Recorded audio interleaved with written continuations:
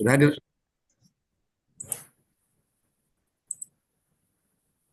Eh, Assalamualaikum Ustadz. Sudah hadir kan? Sudah hadir, sudah ada tadi, sudah bergabung. Oh, oh ya. Oke, baik. Bismillahirrahmanirrahim. Assalamualaikum warahmatullahi wabarakatuh. Salam. Alhamdulillahirrahmanirrahim. Wassalatu wassalamu ala asrafil anbiya wal mursalin wa ala alihi wa sahbihi ajma'in. Asyhadu an la ilaha illallah wa asyhadu anna Muhammadan abduhu wa rasuluh la nabiyya ba'dah. Hadirin jamaah rahimakumullah, marilah kita panjatkan puji syukur kehadirat Allah Subhanahu wa taala yang telah memberikan nikmat iman, nikmat Islam, nikmat kesehatan kepada kita. Salat dan salam semoga tercurah kepada Baginda Agung, junjungan kita, Habibana wa Nabiyana Muhammad Sallallahu Alaihi Wasallam, juga kepada keluarganya, sahabatnya, para tabiin, dan juga kepada kita semuanya. Kanda Yunda, besar pelajar Islam Indonesia, alhamdulillah pada pagi Jumat hari ini, tanggal 8 Agustus 2025, Bahasanya kebentar lagi tuh. kita hadir bersama-sama di kegiatan pengajian KBPI yang ke-200 ya, alhamdulillah. Telah hadirlah kita Al-Ustadz Kiai Haji Qudsi Ahmad, MPDI, pimpinan Pondok Pesantren Modern Tahfiz Quran Dar Assalam atau Hidayah Bekasi. Ya. Tadi nampak sudah hadir. Apa masih hadir? Apa tadi terlempar ya? Baik. Karena Yunda, topik yang akan disampaikan oleh beliau itu nanti adalah terkait implementasi nilai syukur dalam berbangsa dan bernegara. Ini masih kaitan dengan hari kemerdekaan ya, hari kemerdekaan kita. Baik. Untuk mengawali kegiatan pengajian ini, marilah kita bersama-sama buka dengan bacaan basmalah. Bismillahirrahmanirrahim. Alhamdulillah. Al-Ustadz, terima kasih. Saya ingatkan kepada seluruh kaum muslimin, Kanda Yunda, bahwa kegiatan ini terselenggara atas kerjasama atau dukungan dari Lajisku. Jangan lupa bahwa ini hari Jumat, Jumat ya. Sudah ada linknya untuk nomor rekening Lajisku. Baik, Kanda Yunda, rahimakumullah. Untuk selanjutnya masih mute. Saya serahkan kepada Al-Ustadz Kiai Haji Qudsi untuk memulai materinya. Silakan Ustadz.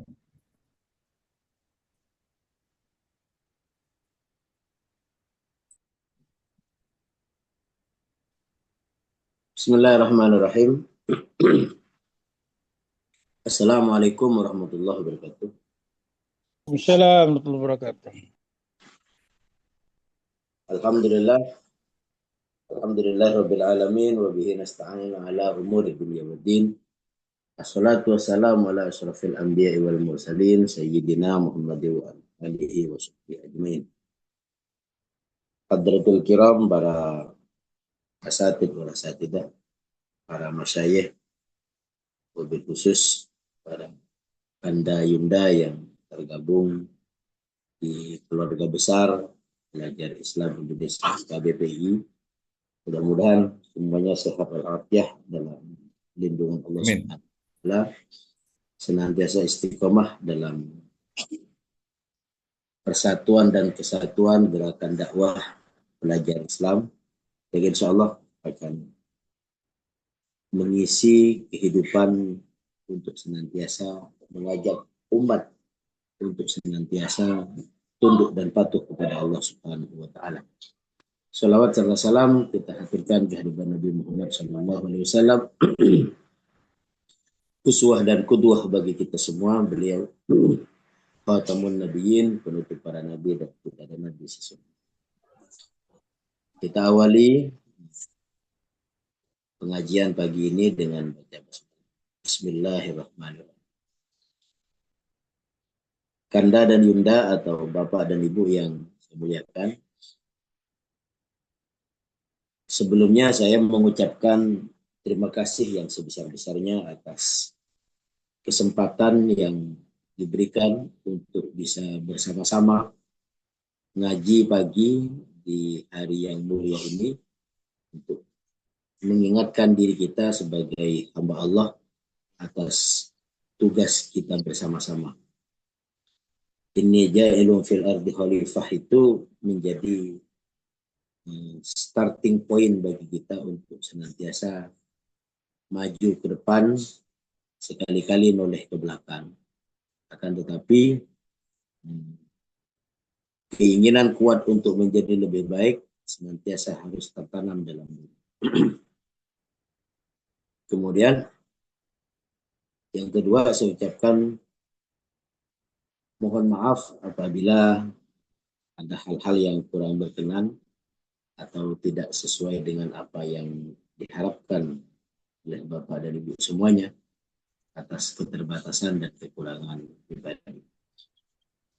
Hari ini sengaja kita akan ngaji tentang memaknai syukur. Karena mohon maaf, ada kaidah kecil, man lam yashkur bi qalilih lam yashkur bi katsir. Siapa yang tidak bisa bersyukur dengan nikmat Allah yang sedikit, maka niscaya dia tidak akan mampu mensyukuri nikmat Allah yang besar dan yang banyak.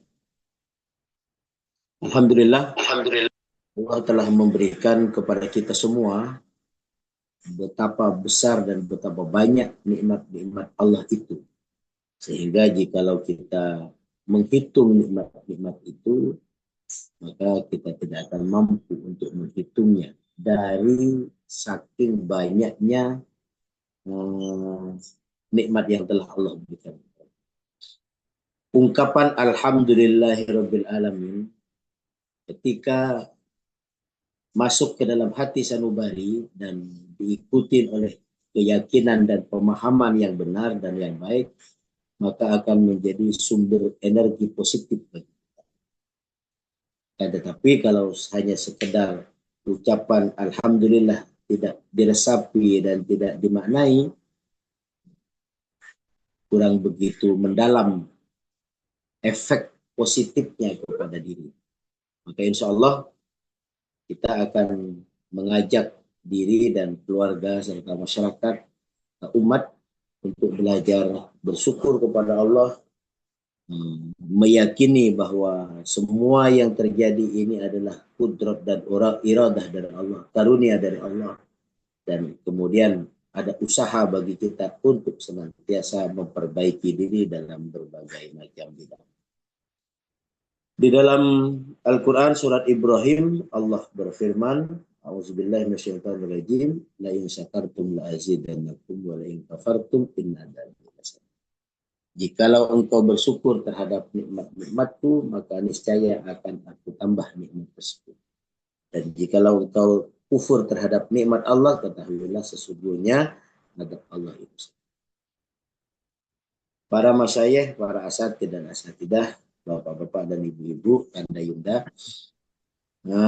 dari latar belakang ini, maka insya Allah beberapa menit ke depan kita akan membahas tentang bagaimana cara mengimplementasikan nilai-nilai syukur, mobil khusus dalam kehidupan pribadi dan umumnya dalam kehidupan berbangsa. Dan saya agak tertarik dengan firman Allah yang terdapat dalam Al-Quran surat An-Nahl ayat 78.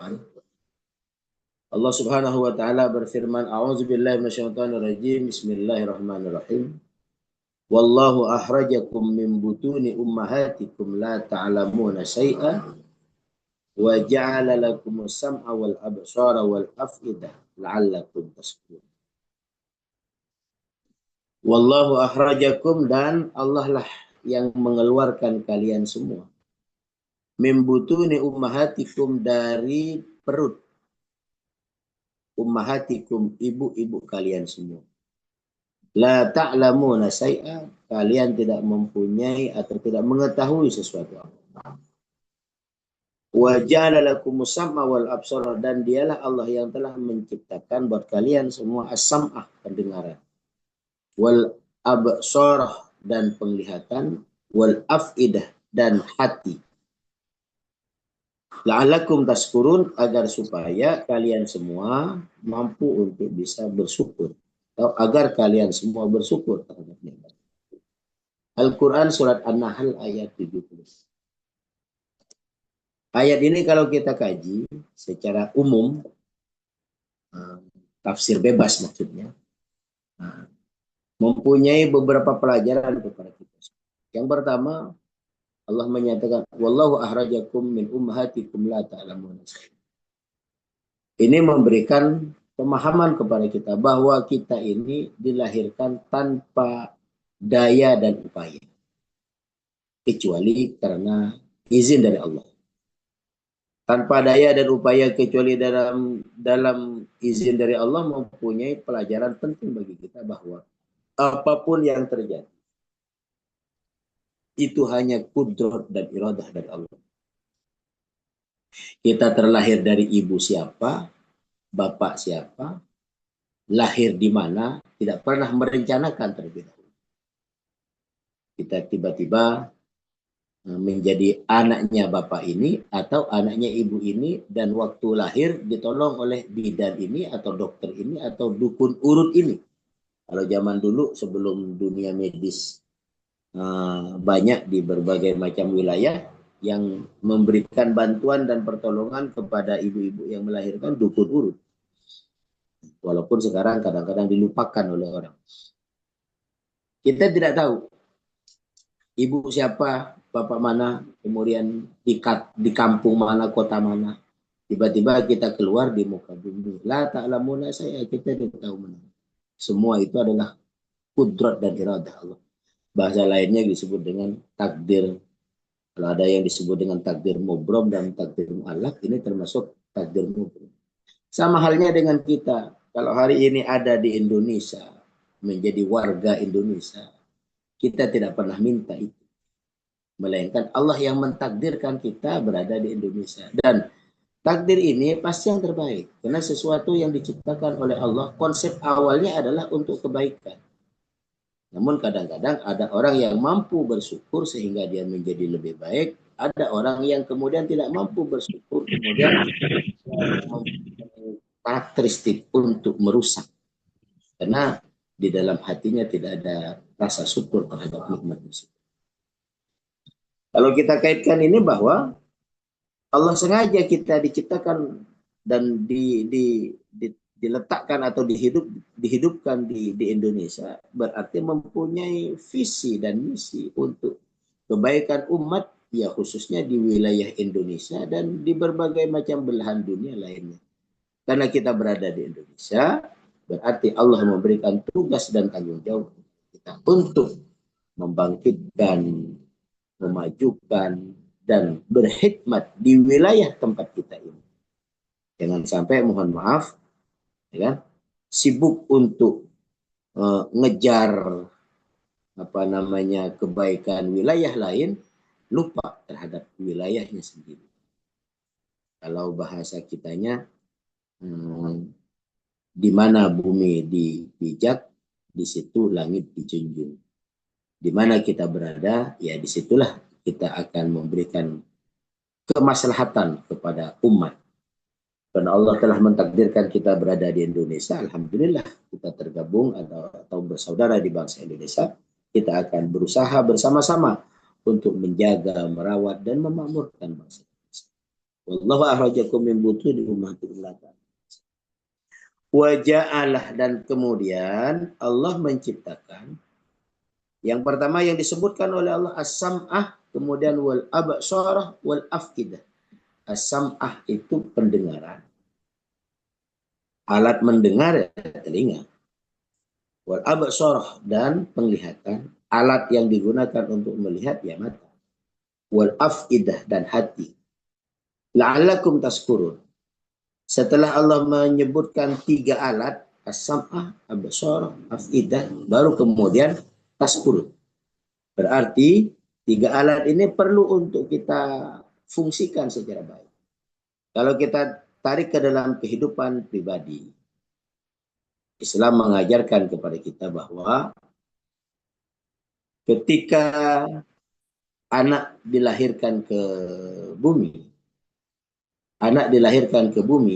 maka kemudian diajarkan untuk diperdengarkan kalimat thayyibah di telinganya. Kalimat takbir, tahmid, tasbih, tahlil, syahadat yang kemudian terangkum di dalam lafaz adzan. Di lafaz adzan itu ada takbirnya Allahu Akbar, Allahu Akbar. Ada syahadatullah, asyhadu an la ilaha illallah, ada syahadatul rasul, asyhadu anna muhammadar rasul. Ini mengajarkan kepada kita semua bahwa sesuatu yang terbaik kalau diisi dengan yang terbaik, maka insya Allah harapannya akan tumbuh subur dan memberikan kebaikan. Ketika kita baru pertama kali keluar dari perut ibu ke dunia, lafaz yang diajarkan untuk didengar terlebih dahulu adalah lafaz Allahu Akbar. Ketika kita mengucapkan Allahu Akbar itu mempunyai makna yang sangat mendalam. Allahu Akbar, Allah Maha Besar. Kalau Allah itu Maha Besar, maka maknanya kita ini makhluk Allah, zat yang Maha Besar. Yang sering terjadi di tengah-tengah kita, kalau kita ditanya, Allah Akbar itu apa artinya? Jawabannya Allah Maha Besar. Kalau Allah itu Maha Besar, berarti kita apa? Seringnya kita menjawab dengan antonim, lawan kata. Allah Maha Besar, berarti kita kecil. Seringnya begitu. Namun, boleh saja dia mengartikan begitu, tapi boleh juga diartikan dengan yang lain. Kalau saya lebih cenderung mengartikan dengan makna yang lain. Allahu Akbar, Allah Maha Besar. Kita manusia berarti ya gimana? Kita adalah makhluk Allah, zat yang Maha Besar. Yang ditugaskan oleh Allah, zat yang Maha Besar untuk melakukan hal-hal yang besar. Hal-hal yang baik. Sama dengan ketika kita mengucapkan Subhanallah, Maha Suci Allah. Nah, kalau kita jawab antonim, kalau Allah Maha Suci, berarti lawan katanya kotor. Tapi kalau kita pakai makna yang lain, Subhanallah, Allah zat yang Maha Suci. Berarti kita apa? Kita makhluk Allah, zat yang Maha Suci. Karena Allah zat yang Maha Suci, kita diciptakan oleh Allah zat yang Maha Suci, maka selayaknya kita melakukan hal-hal yang terbaik dan meninggalkan hal-hal yang kotor. Tidak mengotori pencipta yang telah menciptakan kita, yaitu zat yang Maha Suci. Kalau diartikan dengan makna. Nah, lafaz yang pertama kita dengar Allahu Akbar. Habis itu syahadatullah. Asyhadu an la ilaha illallah, syahadatul rasul. Ada lafaz hayya 'alas shalah, baru kemudian hayya 'alal falah. Ayo kita salat. Ayo kemudian kita menuju kemenangan. Subhanallah. Makna filosofi dari lafaz adzan ini yang kita perdengarkan ke telinga anak-anak kita yang baru lahir. Atau yang kita dengarkan mengajarkan kepada kita untuk bertauhid secara baik dan benar. Kalau kita tarik ke dalam kehidupan berbangsa Indonesia, bangsa kita ini adalah bangsa yang bertauhid. Qul huwallahu ahad. Allah itu zat yang Maha Esa. Bangsa yang berketuhanan. Indonesia adalah negara atau bangsa yang berketuhanan. Maka kehidupan ateisme dan lain sebagainya perlu dibina, dibimbing, didakwahi untuk bisa menerima konsep-konsep ketuhanan dengan gerakan-gerakan dakwah yang kita lakukan. Asam. pendengaran ini difungsikan secara baik dan benar agar supaya mampu membesarkan kalimatullah. As-sam'a wal absarah dan penglihatan. Mohon maaf kalau kata ilmu kedokteran, absar ini beberapa pekan atau beberapa bulan pertama baru lahir belum bisa berfungsi secara baik atau secara maksimal karena ada beberapa selaput yang menutupi bola mata. Akan tetapi berangsur-angsur kemudian mulai hilang sehingga bisa difungsikan secara baik. Yang sering kita dengar kajian-kajian di berbagai macam tempat, ada beberapa agama lain ketika anaknya baru dilahirkan, diperlihatkan gambar-gambar Tuhan mereka. Sehingga analisanya dia belum bisa melihat, tapi anak itu sudah bisa melihat. Wal afidah dan hati. Kalau kita tinjau dari ilmu penelitian, untuk bisa mengetahui secara baik dan benar itu, maka fungsikan pendengaran dengan baik. Indonesia negara yang besar, adil, makmur, subur, emasnya banyak, ada emas kuning, ada emas hitam, ada tambang, ada batu bara, ada nikel, dan lain sebagainya. Sebagai implementasi dari rasa syukur itu, ketika kita fungsikan secara baik dan benar, bahwa sumber daya alam Indonesia ini memang Allah ciptakan untuk dirawat, dikelola secara baik, secara maksimal. Kita gunakan telinga mendengar kabar-kabar, membaca kabar-kabar, agar supaya bisa mengeksplor kekayaan yang kita miliki. Baru kemudian di full up kabar itu. Di mana ada berita yang kita dengar, dicek, diteliti secara ilmiah, dilihat, dianalisis. Untuk kita kembangkan secara baik.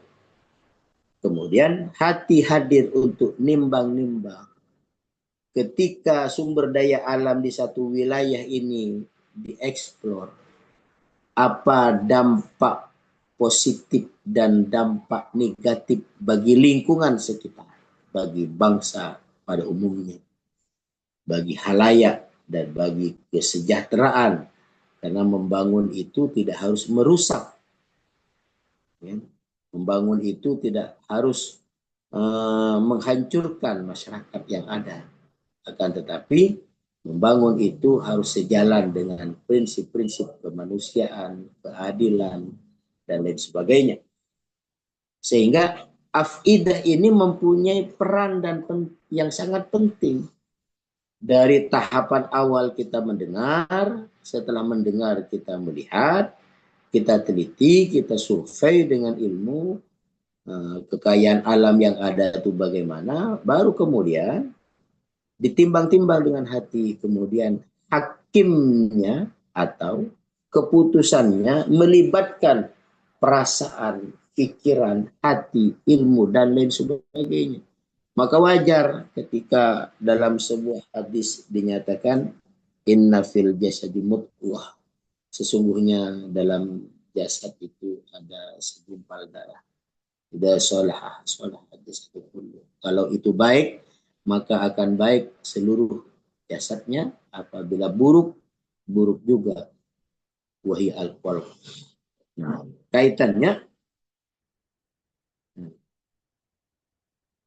sumber daya yang ada, kalau kita lihat ke dalam ayat tadi, pendengaran dan penglihatan yang telah Allah berikan kepada kita, ini adalah salah satu sumber daya bagi kita.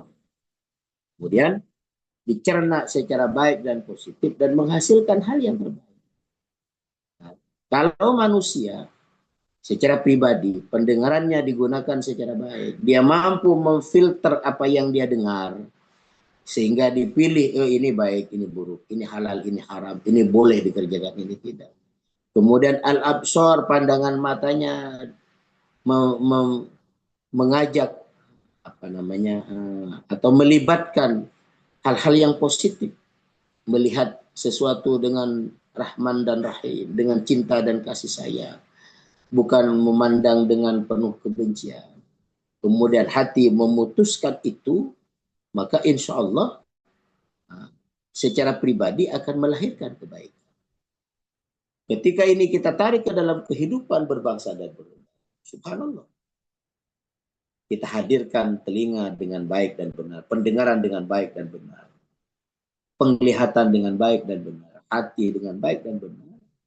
Semua ini akan menjadikan kita sebagai hamba Allah yang senantiasa bersyukur terhadap. Makanya dibilang la'allakum tashkurun, agar supaya kalian semua mampu bersyukur terhadap nikmat-nikmat Allah. Mampu bersyukur terhadap nikmat-nikmat Allah itu yang pertama ya berterima kasih. Dan Allah telah menciptakan kita mempunyai berbagai macam kekayaan secara pribadi yang sempurna. Allah menciptakan bangsa Indonesia ini bangsa yang besar, bangsa yang sumber daya alamnya bagus, bangsa yang tingkat kerukunannya hebat, tingkat toleransinya tinggi, kemudian dan lain sebagainya. Harus bersyukur dulu kepada Allah dengan ucapan alhamdulillah, terima kasih atas segalanya. Makanya kita kalau bercermin itu ada doa bercermin, Allahumma kama hassanta khalqi fahassin huluki.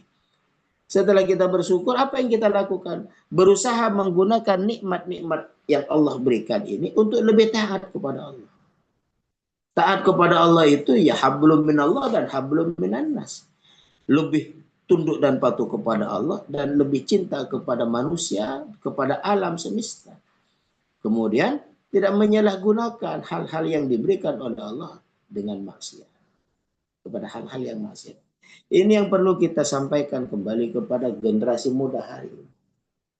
Mohon maaf, ada statement yang beredar di tengah-tengah masyarakat.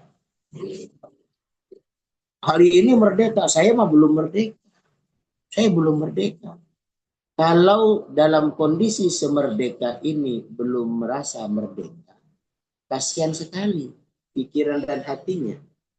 Kaidah yang pertama disampaikan malam yaskur bi qalilin lam yaskur bi katsirin. Kalau dia tidak mampu bersyukur dengan nikmat Allah yang sedikit, maka tidak akan mampu bersyukur dengan nikmat. Kalau memang kemerdekaan Indonesia ini belum sempurna, ya bentuk syukurnya kita berusaha untuk menyempurnakan. Dakwah amar ma'ruf dan nahi mungkar itu terus untuk memperbaiki. Makanya dalam Islam ada ayat yang memerintahkan kepada kita untuk senantiasa ta'muruna bil ma'ruf wa tanhauna 'anil. Karena amar ma'ruf dan nahi mungkar itu adalah salah satu bentuk syukur kita kepada Allah untuk menjaga diri, warga, menjaga lingkungan, menjaga bangsa dan negara ini agar tidak menjadi tempat-tempat maksiat atau pelaku maksiat. Berdakwah itu adalah salah satu bukti nyata kita bersyukur terhadap nikmat-nikmat yang telah Allah berikan. Maka insya Allah secara pribadi dan bersama-sama kita akan berusaha untuk mensyukuri berbagai macam nikmat Allah dan agar merawat dan menjaga bangsa Indonesia ini untuk menjadi wilayah yang di dalamnya kita bersama-sama warka'u ma'arrakiin, rukuk bersama dengan orang-orang yang rukuk, sujud bersama dengan orang-orang yang sujud, dan bersama-sama memuliakan Allah Subhanahu wa taala, mengoptimalkan potensi-potensi yang ada untuk lebih dekat dengan ketaatan dan terhindar dari berbagai macam bentuk kebatilan dan kemaksiatan. Itu saja sedikit pengajian singkat yang bisa saya sampaikan. Mungkin kalau ada satu atau dua pertanyaan kami Terima kasih. Baik, terima kasih Ustadz atas paparannya. Ini pemantik diskusi mungkin ya eh, terkait dengan apa namanya makna bersyukur ini. Baik, eh, saya persilakan kepada Kanda Yunda yang mau memberikan komentar, pandangan atau pertanyaan. Dipersilakan. Coba saya cek dulu ya. Oke, belum ada pertanyaan dari chat. Silakan raise hand kalau ada yang ingin memberikan pandangan ya dan pertanyaan. Oke, raise hand. Pak Zahrawi sama Pak Dubes ya. Dewi dari Bantul. Ada lagi? Pak Dubes. Oke, saya cek lagi. Oke, ya baik. Silakan mungkin Pak Zahrawi. Silakan Pak Zahrawi. Assalamualaikum warahmatullahi wabarakatuh. Waalaikumsalam warahmatullahi wabarakatuh. Bersyukur secara lafal, alhamdulillah dapat berjumpa melalui Zoom. Moga-moga barokah atas bimbingan hidayah Allah. Selanjutnya ini yang saya ingin sampaikan. Kondisi Indonesia saat ini dibanding dengan saat-saat perjuangan kemerdekaan oleh para pahlawan. Apa bedanya? Dan apakah saat ini termasuk karena dampak mungkin wala in kafartum inna adzabila sadidkah? Atau memang ini buah bersyukur? Tapi rasa-rasanya saya kok ini kebanyakan dampak dari kufur nikmat kan begitu. Karena ini kita bicara masalah implementasi bersyukur, maka bagaimana untuk Indonesia ini agar rakyat, bangsa, bahkan terutama pejabatnya itu bisa bersyukur. Namun faktanya yang saya saksikan kan mereka justru semakin mengkufuri. Kufur. Apa itu? Sekarang kan sudah nampak sekali bahwa kursi legislatif dan eksekutif ini saya ibaratkan kursi mahal, panas, dan koruptif kan begitu. Mungkin ini termasuk koruptif apa? Termasuk wala in kafartum inna adzabila sadid. Mohon Ustadz yang terhormat dan terima kasih pada kakang moderator ini agar ada pencerahan sehingga Indonesia terselamatkan dari kufur nikmat. Terima kasih. Assalamualaikum warahmatullahi wabarakatuh. Waalaikumsalam. Baik, Pak Zahrawi. Ya, lebih lanjut, silakan Pak Dubes. Ya, terima kasih. Luar biasa penjelasan Ustadz Qudsi. Ya, memang ini menurut saya soal konsep syukur ini kan sangat besar dan sangat berat ya. Konsekuensinya ya, kalau misalnya kita bersyukurnya itu benar ya, itu luar biasa, tapi juga sebaliknya kalau bersyukurnya itu salah. Nah, yang jadi pertanyaan, mengapa kita tidak bersyukur begitu? Ini pertanyaannya. Apa karena pengetahuan kita ada yang tidak benar atau mungkin tingkat pemahaman kita tentang syukur itu kurang bagus ya? Karena syukur ini kan melibatkan aspek tadi itu yang tolok ukurnya itu lahiriah dan juga batiniah. Ya. Afidah itu sesuatu yang sifatnya qalbiyah ya. Tapi kalau misalnya sam'an wa basaran itu kan lebih banyak ke physical. Jadi ini dua sisi metafisik dan metafisik ini. Nah, kita seringkali kesulitan baik untuk diri sendiri maupun untuk bisa menyadarkan kepada publik ya. Hakikat daripada syukur itu apa sebetulnya? Saya juga terus-menerus untuk merenunginya. Karena kalau kita bersyukur itu ada indikatornya itu bertambah gitu loh. Ya apa kenikmatannya, keberkahannya. Cuman memahami bersyukur itu dalam konteks yang luas. Karena kita seringkali masalah kita ini kan persoalan su'il faham. Pemahaman kita itu dangkal dan juga parsial gitu loh. Jadi belum. Nah, saya memahami syukur itu ya adalah yang mengenal diri dan mengenal Tuhan ya. Sehingga dia bisa menerima ya, dan melaksanakan menjadi Abdullah dan Khalifatullah. Nah, menjaga keseimbangan ini yang tidak mudah ya. Nah, terutama untuk Indonesia ya. Kalau misalnya masyarakat Indonesia ini kan yang tercermin dalam medsos, mereka yang selalu mengeluh, mereka yang selalu memprotes gitu ya. Ya, karena mereka tidak paham ya. Jadi misalnya semua presiden itu nggak pernah benar gitu ya. Soekarno nggak pernah benar gitu ya. Termasuk Gus Dur ya kurang apa. Nah, ini kita selalu berontak ya, selalu tidak puas gitu. Nah, apakah itu yang kemudian menyebabkan kita ini mungkin terpuruk? Nah, yang saya tanyakan itulah bagaimana mendidik ya kita dan masyarakat itu supaya pandai bersyukur. Karena memang godaan setan yang paling berat itu adalah tujuannya untuk membuat manusia itu tidak bersyukur. Jadi pada saat wa in kafartum mengingkari nikmatnya, ini yang agak ngeri. Inna adzabi lasyadid. Itu dahsyat gitu. Hukuman Allah itu dahsyat. Nah, dan hukuman Allah itu bisa lahir dan batin ya. Bisa lahir dan batin. Nah, artinya apa? Syukur yang benar itu bisa menjadi solusi. Menjadi solusi terhadap permasalahan kita, baik pada masalahan pribadi maupun masalah kolektif bangsa ini.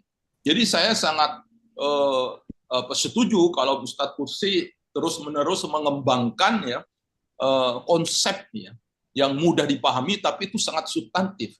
Jangan hanya terjebak kepada misalnya ya ucapan ya kita alhamdulillah, tapi pikirannya nggak bersyukur gitu, hatinya nggak bersyukur gitu. Ya itu. Jadi itu mungkin ini yang tidak mudah, tapi mudah-mudahan dengan kepeloporan KBPEI ini, who knows, siapa tahu seperti banyak diramalkan orang bahwa Indonesia ini akan menjadi new superpower, negara superpower. Dan yang kedua juga yang seperti diramalkan oleh Syekh Yusuf Qaradawi, ya. Jadi pernah satu saat saya itu silaturahim ke beliau pada saat beliau masih hidup, dan dia mengatakan ya, dia punya keyakinan bahwa kebangkitan dunia Islam akan datang dan dipelopori oleh Indonesia. Nah, tentu kalau Indonesia ini bicara Indonesia, tentu bicara umat Islam. Dan umat Islam kalau berbicara ya tentu banyak organisasi Muhammadiyah dan NU dan macam-macam. Dan kalau diperkecil lagi, nah ini saya kemudian melirik kepada PII ini, karena saya tahu ya, saya sendiri juga sebagai alumni ya PII ya, itu mampu mencoba menengahi adanya keragaman PI ini. Ya, kalau di Madura, saya kebetulan PI saya itu di Madura waktu saya SMA ya.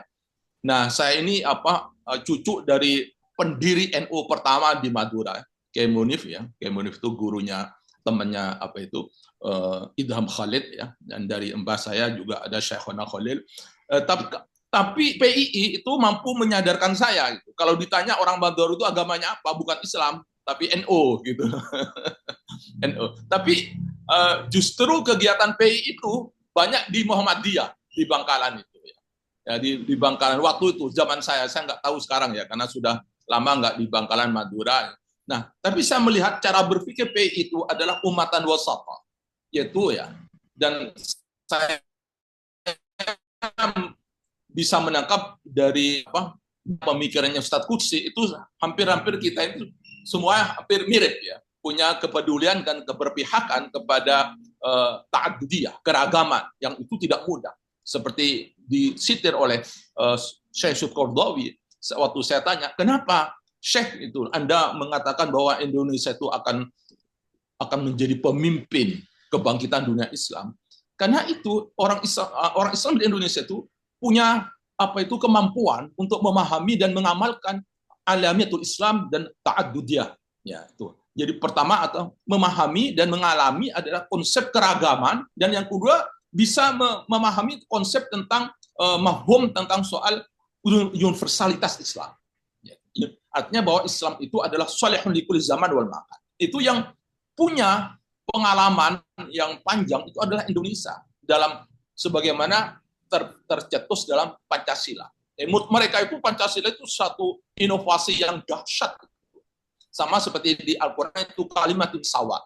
Mencari suatu platform yang sama yang memungkinkan adanya keragaman itu bisa menjadi suatu kekuatan. Bukan tanakut, yaitu benturan atau clash. Ya. Tapi yang terjadi adalah tahaluf, yaitu aliansi, yaitu kolaborasi. Dalam konsep agama kita itu adalah ta'aruf dan ta'awun. Nah, orang Islam di Indonesia itu mampu memahami dan mewujudkan nilai-nilai ta'aruf dan ta'awun.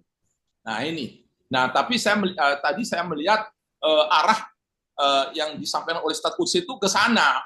Nah, makanya saya sangat senang sekali kalau misalnya Ustadz Qudsi terus mengembangkan konsep syukur yang implementatif, ya, yang mudah sehingga publik itu akan menjadi suatu power, mendapatkan power dari syukur itu. Terima kasih. Siap. Mantap, Dubes. Pak Dubes. Oke. Iya. Baik. Di chat ada satu pertanyaan, Ustaz. Terkait ini dari Pak Jauhari, Bengkulu nih. Implementasi syukur dalam kehidupan berbangsa dan bernegara dalam konteks kekinian ini gimana di tengah carut-marutnya sistem pengelolaan bangsa dan negara ini. Ini tone-nya hampir sama ya dengan beberapa pertanyaan tadi. Baik, Ustadz silakan direspon. Oke. Alhamdulillah, terima kasih banyak. Kalau saya melihat ini tidak ada pertanyaan, tapi tambahan semua. Ya. Istilahnya daging semua yang ditambahkan. Luar biasa. Nah, alhamdulillah, menyikapi kondisi umat hari ini memang ya harus bersama-sama. Bahasanya memberikan pendidikan yang komprehensif kepada umat itu tugas kita. Agar supaya memahami nikmat-nikmat Allah ini secara komprehensif. Kita berikan pemahaman kepada beliau dengan berbagai macam metode. Mohon maaf, dakwah yang mengajarkan umat untuk menyadari bahwa kita ini adalah hamba Allah, mengenal diri bahwa kita mempunyai tugas di muka bumi ini untuk menjadi hamba Allah dan bersama-sama beribadah kepada Allah dalam berbagai macam aspek, baik ibadah mahdoh maupun ghairu mahdoh, dalam vertikal maupun horizontal. Ini yang hari ini mohon maaf agak menipis, yang perlu kita pupuk kembali, kita besarkan kembali. Sehingga efek negatifnya hari ini sebagian masyarakat menganggap yang disebut dengan ibadah itu ya sholat, puasa, zakat, haji, itu saja. Dalam aspek yang lain atau dimensi yang lain cenderung untuk tidak dianggap sebagai ibadah. Ini yang perlu dirumuskan kembali dan bersama-sama dalam bentuk ijtimah kita dengan masyarakat. Kalau kita ngutip bahasanya Kiai Syukurun Makmun, hasrat hati ingin memeluk gunung, apalah daya tangan tak sampai. Jangan sampai di situ, jangan berhenti di situ, tapi boleh dilanjutkan. Hasrat hati ingin memeluk gunung, apalah daya tangan tak sampai. Karena tangan kita tidak sampai, mari kita bergandengan tangan, pegang-pegangan satu sama lain. Kita peluk bersama gunung itu, rame-rame, insya Allah akan sampai. Nah, kemajuan bangsa Indonesia ini tidak bisa kita sendirian. Kita harus bersama-sama untuk memakmurkan, meninggikan, memuliakan dalam bentuk pendidikan, ekonomi, sosial, politik, budaya, dan berbagai macam aspek. Sehingga gerakan-gerakan dakwah menyadarkan umat dan kita bersama-sama untuk menjadi hamba Allah yang terbaik, sehingga insya Allah kebaikan akan ada pada diri kita. Saya mohon maaf kalau ini yang terjadi di Indonesia ini dianggap adab, kayaknya mohon maaf mudah-mudahan belum atau tidak terjadi adab di kita.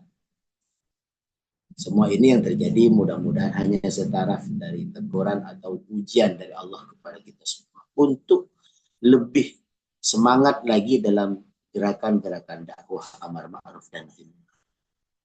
Kalau sudah dibilang adab ini adab Allah, aduh udah finish kayaknya.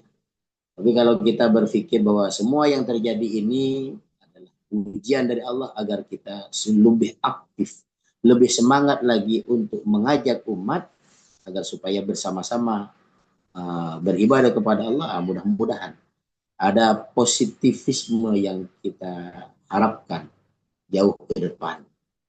Sehingga insya Allah semangat juang, semangat dakwah, dan senantiasa bersyukur atau mensyukuri berbagai macam nikmat Allah ini menjadi sebuah keniscayaan. Saya terima kasih banyak kepada Bapak Zahrawi dan Profesor Abdul Wahid Maktub serta Bapak Jampuri yang telah memberikan tambahannya. Mudah-mudahan bisa menjadi spirit bagi kita untuk melakukan yang terbaik di antara yang baik. Terima kasih.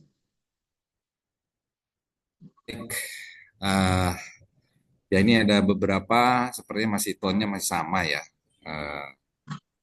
terkait konsep bersyukur, implementatif.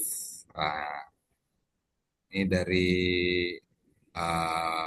Bang Komarudin Ibnu Mikam terkait indeks manusia bersyukur. Bisa diindekskan nggak itu manusia bersyukur? Ada aja. Kayak indeks, kayak apa? HDI, Human Development Index. Jadi manusia itu ada tingkat bersyukur level A, level B, level C gitu ya. Nah, baik. Ini menjelang Ustadz, ada lagi komen yang perlu ditambahkan? Cukup. Cukup ya, baik. Kanda Yunda, ada lagi yang mau direspon? Oke. Boleh. Halo? Sedikit. Pertanyaan, silakan. Ya. Dari siapa? Bu Sri Harti. Oh, Ibu Sri Harti, silakan. Saya nggak nampak kelihatan. Silakan Bu. Nah, silakan Bu. Assalamualaikum warahmatullahi wabarakatuh. Waalaikumsalam warahmatullahi wabarakatuh. Saya mungkin ada ingin informasi aja, melihat bahwa Ustadz Qudsi ini adalah sebagai pimpinan pondok pesantren tahfidz modern.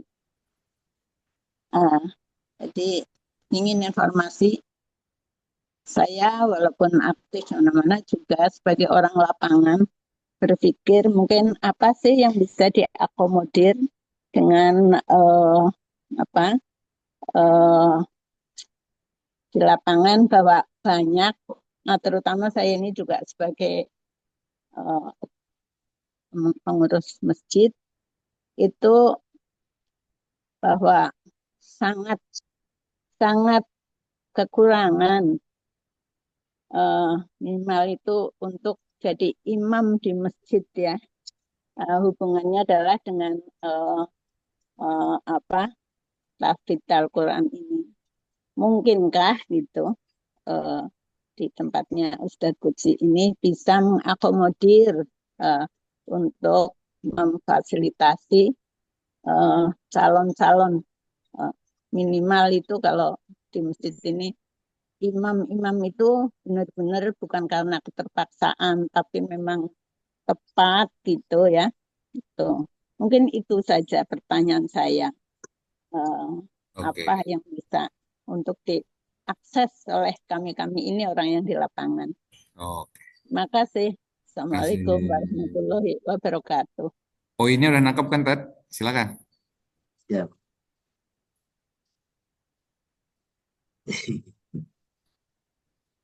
Alhamdulillah, terima kasih. Hakikatnya khairun nasi anfa'uhum linnas. Itu yang akan menjadi prinsip. sebaik-baik manusia yang paling bermanfaat buat orang lain. Sehingga kalau kata orang Priuk, palu gada gitu. Apa lo mau, gua ada. Jadi hakikatnya berdirinya pesantren ini pesantren masih baru ini. Pesantren baru sekitar 4 tahun. Ini baru tahun keempat. Pesantren barokah COVID. Karena kemarin COVID-19 banyak teman-teman kita tidak bisa kemana-mana gara-gara di lockdown. Akhirnya ya awalnya coba-coba bikin pesantren, nggak taunya jadi. Kalau berkaitan dengan yang disampaikan tadi, boleh nggak ngadain pelatihan? Boleh, insya Allah. Kita tinggal disonding. Kalau ada santri yang yatim bagaimana? Boleh dititipkan di pesantren.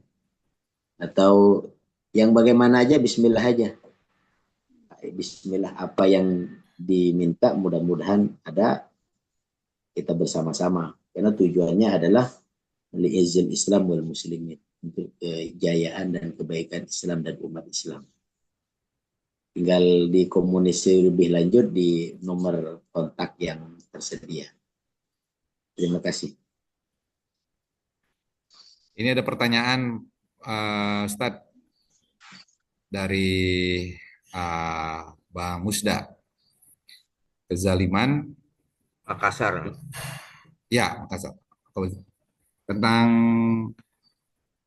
di chat ya, kezaliman adalah salah satu bentuk kemungkaran, termasuk pemerintah yang zalim terhadap rakyatnya. Bagaimana cara rakyatnya mencegah, menghentikan kemungkaran pemerintah? Itu. Rasulullah telah memberikan garis besar itu. Man ra'a minkum munkaran falyughayyirhu biyadihi, fa illam yastati' fa bilisanihi, fa illam yastati' fa biqalbihi, wa dzalika adhaful iman. Hadis ini menjadi tolak ukur bagi kita untuk senantiasa aktif dalam gerakan dakwah amar ma'ruf dan nahi munkar. Tentunya dakwah amar ma'ruf nahi munkar itu ada metodologinya, tata caranya atau teknik. Sehingga apa yang kita lakukan itu bisa berimbas secara baik, secara positif, dan yang kita maksud nyampe. Seringkali ketika teori atau metodologi kita tidak sesuai dengan kondisi yang ada, yang terjadi seperti lilin. Lilin itu menerangi sekitar tapi dirinya terbakar. La takun kadubalah tudi'un nas wa anta tahrik. Jangan seperti lilin yang bisa menerangi tapi badannya sendiri dia terbakar. Maka perlu ada metodologi. At-tariqatu ahammu minal madah. Metodologi dalam dakwah amar ma'ruf dan nahi munkar ini perlu kita perbaiki terus-menerus. Jangan sampai hanya sekedar mempunyai wiroh yang tinggi tanpa perencanaan perhitungan yang matang, yang akhirnya yang dimaksud tidak berhasil, yang ada malah hancur. Ini yang sering terjadi. Mohon maaf, kalau bahasa sederhananya begini. Kalau kita punya kemampuan dalam satu titik, baru satu titik, jangan berpikir kita mempunyai kemampuan 1000 titik. Karena kita baru punya tenaga satu titik. Di senjata kita baru punya 10 peluru. Maka gunakan 10 peluru itu untuk kita gunakan secara baik dan benar. Perhitungkan yang matang. Hari ini kita sudah mendengar statement dari para masyayikh tadi. Kemungkaran terjadi di mana-mana. Kedoliman terjadi di mana-mana. Korupsi, kolusi, nepotisme, dan lain sebagainya dengan bahasanya kufur nikmat tadi. Sampai ada istilah kursi DPR itu kursi panas, kursi makan. Nah, semua itu perlu kita diagnosa. Dan di mana kita bisa menentukan posisi kemampuan kita. Kalau gebiah uyah semuanya bisa mau kita perbaiki, nggak mungkin. Ibaratkan dokter, kalau ada pasien datang, ditanya sakitnya apa, ya kan? Terus sudah berapa lama, baru kemudian dia bikin resep. Oh ini nih yang harus diobati penyakit yang A, sehingga kalau yang A ini sembuh, insya Allah yang lain dia sembuh. Ini teknik dan metodologinya. Ketika kita mempunyai murid dalam satu kelas, ada 2 orang yang belum paham poin A dan B, maka bisa kita diagnosa tidak harus semua kelas yang harus kita robohkan, yang harus kita marahi, atau yang kita bimbing, ya, yang belum tercapai saja yang kita perbaiki. Yang lain suruh untuk lebih berkembang dan nah, seringkali, mohon maaf, seringkali generalisir kebatilan di satu wilayah, digeneralisir sehingga tidak ada kebaikan-kebaikan yang ada. Padahal kalau kita lihat di jari ini sebelah kanan ada 10, ada 5, sebelah kiri ada 5. Berarti ada 10 jari. Kalau jari telunjuk kena pisau, jari telunjuk kiri kena pisau. Ya. Syukuri dulu. Jari yang 9 ini, alhamdulillah ya Allah, engkau berikan keselamatan. Sehat, enggak kena pisau. Jari telunjuk yang kena pisau itu, kita minta pertolongan kepada Allah, ya Allah berikan kesembuhan. Ambil, bersihkan lukanya, kasih obat, kasih hand sapnas. Kemudian berdoa kepada Allah, ya Allah mudah-mudahan jari telunjuk yang luka ini cepat sembuh, dan 9 jari yang lain ini selalu sehat bermanfaat. Kalau saya cara berpikirnya begitu. Seringkali ada orang ketika jari telunjuknya kena pisau, kemudian langsung ekspresif. Aduh sakit, jari saya kena telunjuk, jari saya kena telunjuk. Jari telunjuk saya luka, jari telunjuk saya luka. Sibuk dengan jari telunjuk yang luka, satu, lupa terhadap 9 jari yang sehat. Ini yang sering terjadi di tengah-tengah. Padahal yang luka cuma 1, yang sehat 9. Cuman karena sudah terlalu membesarkan yang luka, akhirnya yang sehat tidak dianggap keberadaannya. Makanya proporsional dan profesional di sini perlu untuk dihadirkan. Kalau memang di satu wilayah ada satu kesalahan itu yang diperbaiki. Yang lain tinggal disyukuri. Ini teknik dalam dakwah amar ma'ruf nahi mungkar dan mensyukuri nikmat Allah. Itu mungkin. Mohon Siap. maaf. Makasih. Penjelasan tadi lebih sebagai semacam analogi ya. Bagaimana cara kita melihat konteks yang ada di lingkungan kita. Tidak mungkin semuanya harus ditangani sesuai dengan kemampuan, kira-kira begitu ya. Dipilih, dipikirkan bagaimana cara metodenya. Saya kira semua kita terangkum dalam organisasi ini, salah satunya merespon berbagai hal yang perlu kita perbaiki sesuai dengan visi misi kapasitas kita. Nah, terima kasih Ustadz sudah memberikan pencerahan, pandangan, nasihat, dan hal yang terkait bagaimana kita harus bersyukur secara pribadi, organisasi dalam konteks kebangsaan kenegaraan. Kita doakan mudah-mudahan tetap sehat, nanti kesempatan lain ya kita bisa bergabung. Karena Yunda, sebagian besar kita sudah tahu bahwa kita punya namanya Lajisku. Ini adalah institusi amal usaha KBPI yang difungsikan untuk menjadi penggerak mobilisator dari dana infak sedekah zakat di lingkungan keluarga besar PI maupun di luar untuk kemaslahatan organisasi kita. Nah, bagaimana dan apa kiprahnya? Mungkin untuk update aja, refresh kepada Kanda Yunda, beberapa menit saya persilakan kepada Pak Asad untuk menyampaikan sedikit penjelasan terkait Lajisku. Silakan Pak Asad. Baik, terima kasih. Assalamualaikum warahmatullahi wabarakatuh. Waalaikumsalam warahmatullahi wabarakatuh. Baik Pak Sekjen, terima kasih atas kesempatannya. Jadi ini manifestasi dari bersyukur kan salah satunya adalah dengan perbuatan, dan perbuatan itu adalah bersedekah. Nah itu kira-kira ya tentu saja ada mengucapkan alhamdulillah, tapi kemudian pada akhirnya ada satu bersedekah. Nah, oke, saya kira kontekstual dengan itu bahwa Lajisku menjadi salah satu lembaga untuk bisa menerima itu, karena tentu saja ini lembaga yang dari kita untuk kita, dari kita untuk kita menerima zakat, menerima sedekah, infak ya, dan kemudian juga ya antara kita juga yang menerima kadang-kadang ya, tapi tentu saja ada mustahik, ada namanya mustahik itu kan ada 8 asnaf. Di antara kita kadang-kadang ada juga yang sedang dalam posisi mustahik ya, maka kemudian kita melakukan itu. Nah, pada prinsipnya kita menerima dana-dana itu, menerima sumbangan-sumbangan, menerima zakat, dan kemudian kita menyalurkan juga pada koridor yang sudah ditentukan 8 asnaf. Dan tentu saja salah satu yang kunci keberhasilan kan bahwa kita memiliki program, jadi kita nggak menunggu, tapi kita proaktif.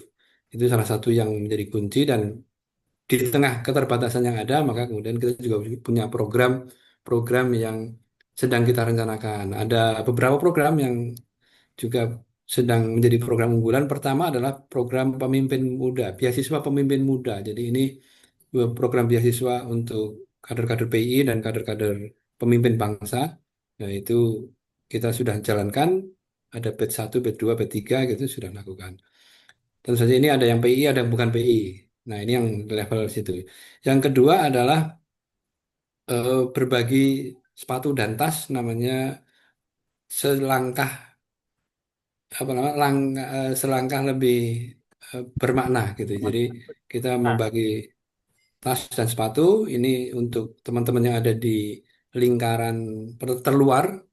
Ini sebagai saya kira menjadi bagian dari kita berbagi, tapi kemudian juga kita mengenalkan PI di lingkungan 3T, terluar, apa terluar, terpinggirkan, itulah ya 3T yang biasanya itu.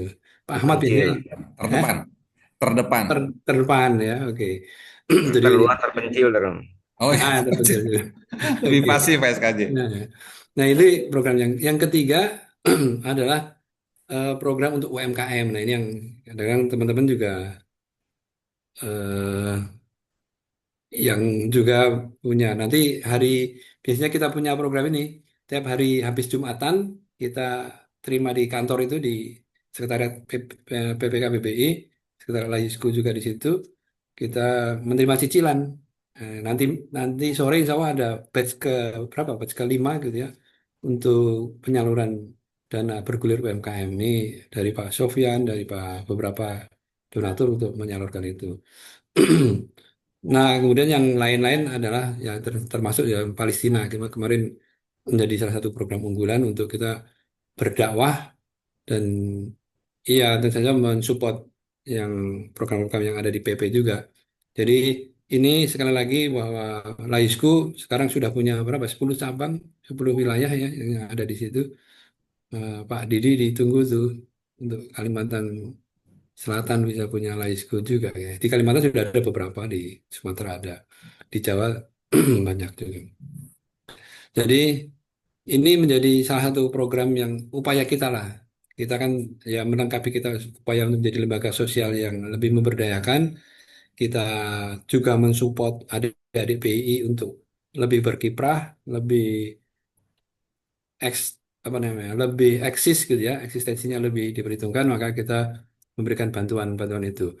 Ini menjadi program yang suportif terhadap PPKBPI juga, terhadap PW juga. Jadi ini diharapkan bahwa Laisku juga menjadi salah satu tools untuk kita bisa masuk, bisa bahasanya kalau di pasar itu penetrasi pasar lah.